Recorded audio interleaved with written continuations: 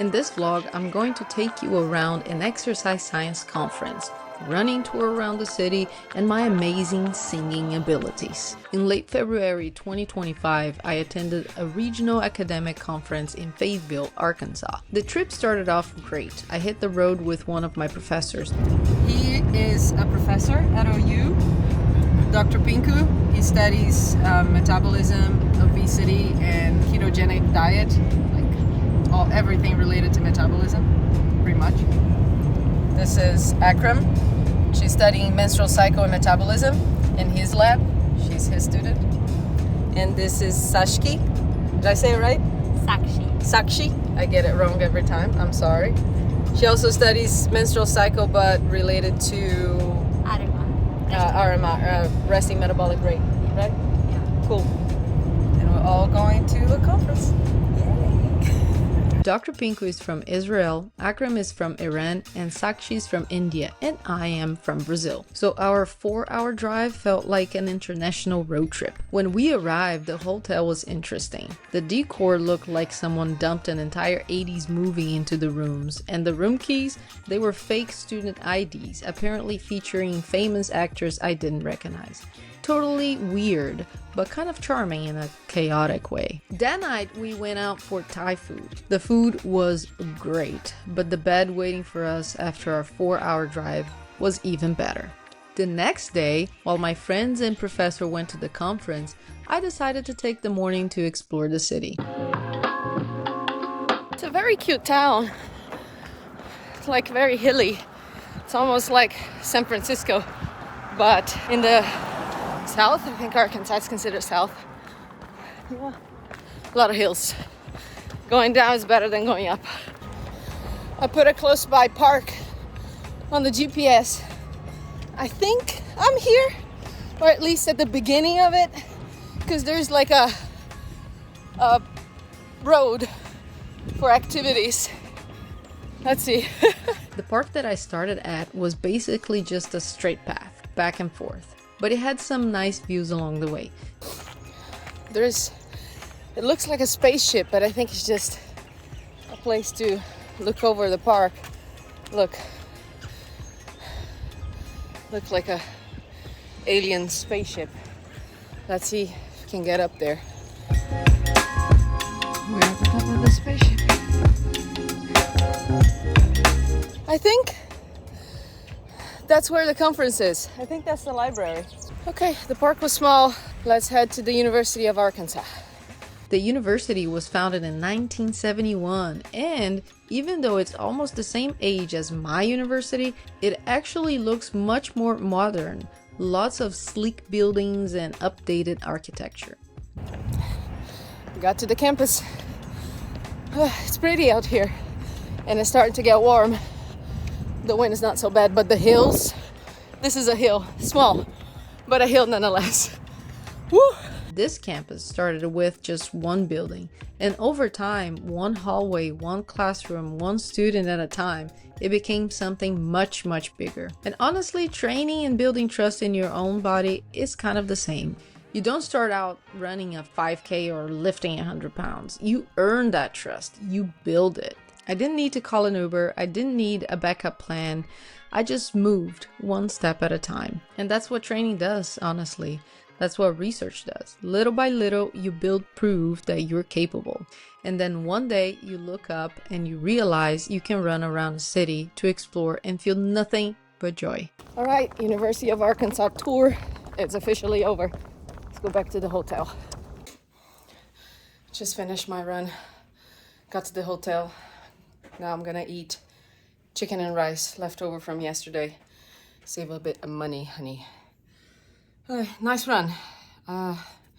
Like the running was about 48 minutes, 5.4 kilometers, but I paused like for 20 minutes or something to call my girlfriend / wife. So about an hour, some minutes of walking around and running. It was fun. I arrived back at the hotel around 9:30 a.m. and inhaled my leftover rice and chicken for breakfast. If you have curly hair, you know how long it takes to wash, dry, and straighten it. but by 11 a.m. I was finally ready to head out. The conference took place at the Fayetteville Public Library, an enormous building with so much to explore. In the kids section, there were even airplanes hanging from the ceiling. How cool is that? The adult section stretched across multiple floors packed with books of every kind. The actual conference sessions were held in the library's event rooms, which were surprisingly spacious and really well designed. Honestly, it was one of the nicest public libraries I've ever been in. On the first day, I mostly went to watch a few lectures and catch up with friends. My favorite seminar that day was about the female athlete triad and REDS.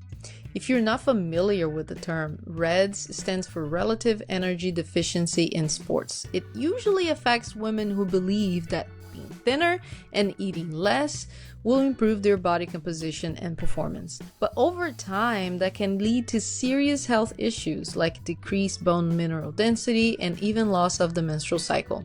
And when all of those three symptoms are present, like low energy availability, menstrual cycle dysfunction, and impaired bone health, we call it the female athlete triad, a condition that affects many women in sports. The seminar focused on explaining the difference between these two concepts and analyzing real case studies. In most cases, the solution came down to increasing calorie and nutrient intake to match their training demands, while emphasizing recovery, especially sleep and stress management. The takeaway? If you're not afraid of eating enough, including carbs, and if you respect your rest and recovery, you can perform at a high level without sacrificing your health. After that amazing seminar, I stuck around to check out the thematic posters, and one presentation really stood out to me. The researchers tested how different types of verbal encouragement during exercise could impact performance on a cycle ergometer. One group received the usual cheers that we do in the lab, but the other group received encouragement based on cognitive reappraisal approach. And guess what? The results were significant.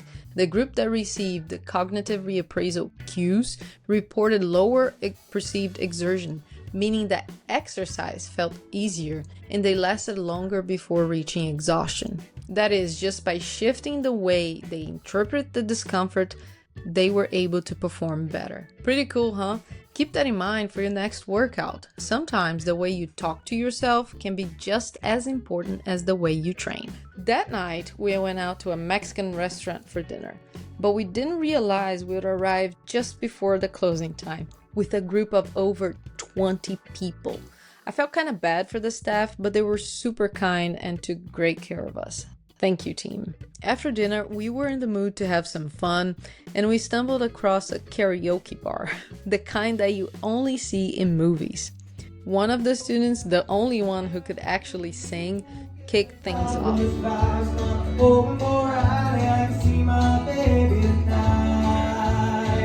And the rest of us follow after a few beers. And the karaoke quickly turned into the contest of who can sing the worst. And I think I may have won. Strangers waiting up and down the boulevard in shadows, searching in the night.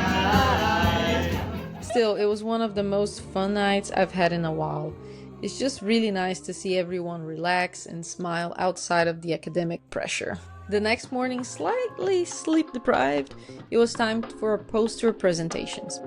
Even half awake, everything went well. My poster ended up getting quite a bit of attention, and I had some great conversations and questions about it. For those curious, I presented the study I worked on in 2024. Since hormone fluctuations during the menstrual cycle can impact how women use carbs and fat during exercise, we wanted to see if those changes would affect lactate threshold. But they didn't. VO2 peak and lactate threshold were consistent across all phases.